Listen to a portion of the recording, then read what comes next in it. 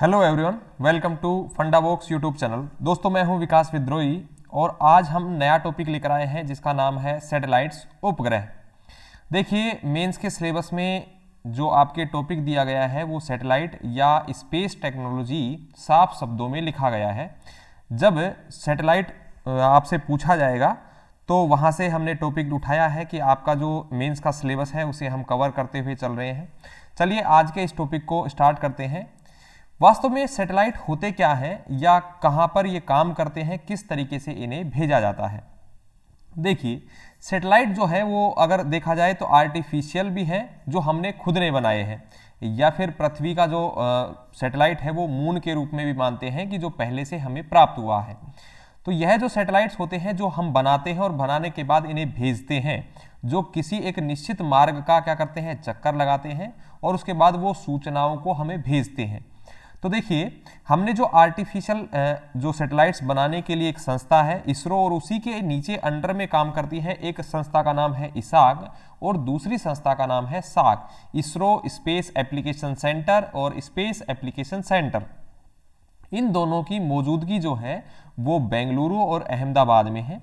यही दोनों जो बॉडी हैं या संस्थाएं हैं ये उपग्रह बनाने का काम करती है। अब देखिए, ये उपग्रह जो होते हैं ये उपग्रह हम अलग अलग कक्षाओं में भेजते हैं, चाहे वो संचार के रहे हों, चाहे वो आईआरएस प्रकार के हों या नेविगेशन के सैटेलाइट रहे हों। तो ये क्या करते हैं, हमें जानकारी देते हैं। जानकारी से हम उन चीज़ों को आसान बना पाते हैं।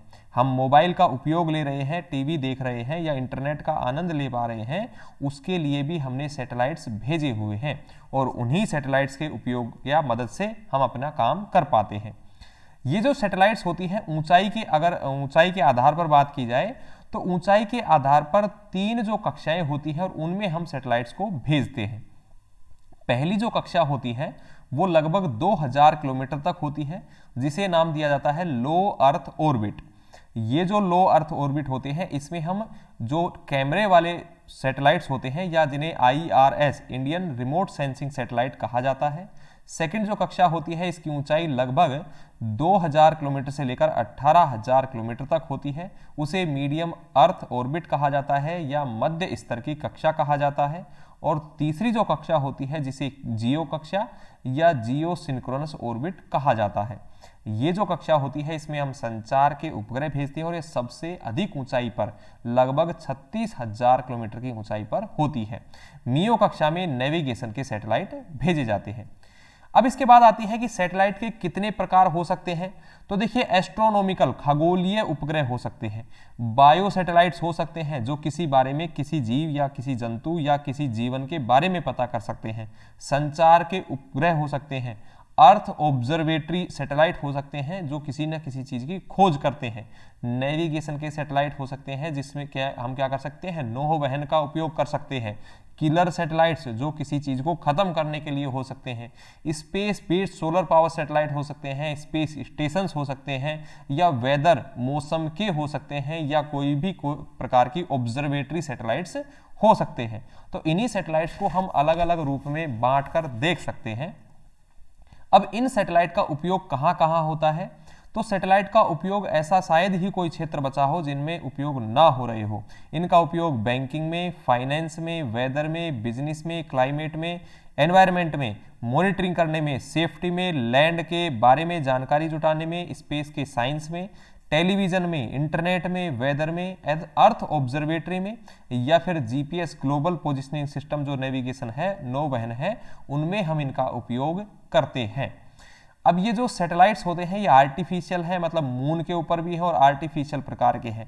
जो एक मून है वो क्या है, एक प्रकार का नेचुरल सैटेलाइट जो हमें मिला है। और दूसरी बात आती है अर्थ की, तो अर्थ में हमने इनसैट प्रकार के, जीसैट प्रकार के, IRS प्रकार के, कल्पना या एडुसैट प्रकार के उपग्रहों को निर्माण करते हैं और निर्माण करने के बाद उन्हें अपनी कक्षाओं में भेजते हैं।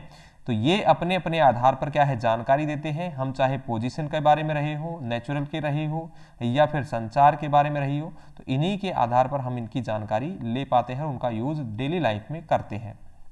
इंडिया के सैटेलाइट्स जो होते हैं उनकी अगर बात की जाए तो हमने सबसे पहले जो है इसरो का गठन किया था 1969 में। इसरो का गठन करने के बाद पहला जो प्रायोगिक उपग्रह था वो 1975 में भेजा गया था, जिसे नाम दिया गया था आर्यभट्ट।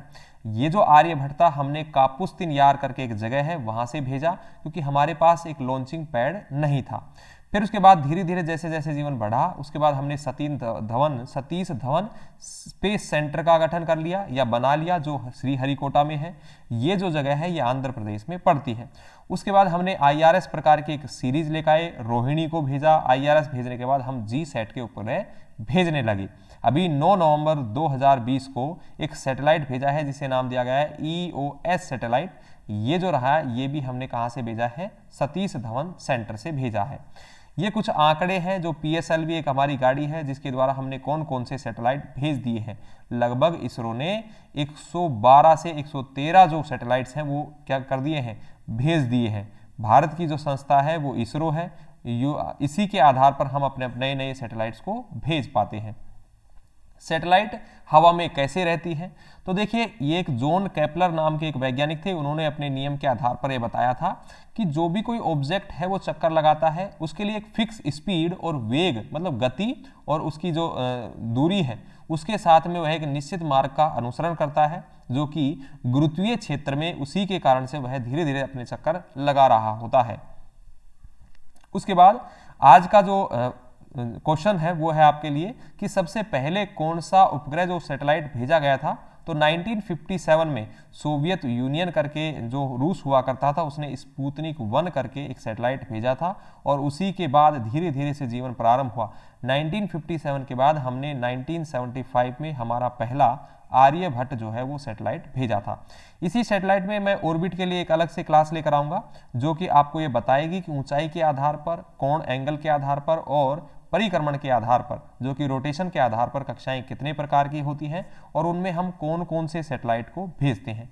चलिए दोस्तों, आज के लिए इस सेशन में इतना ही था। बहुत बहुत धन्यवाद। Thank you.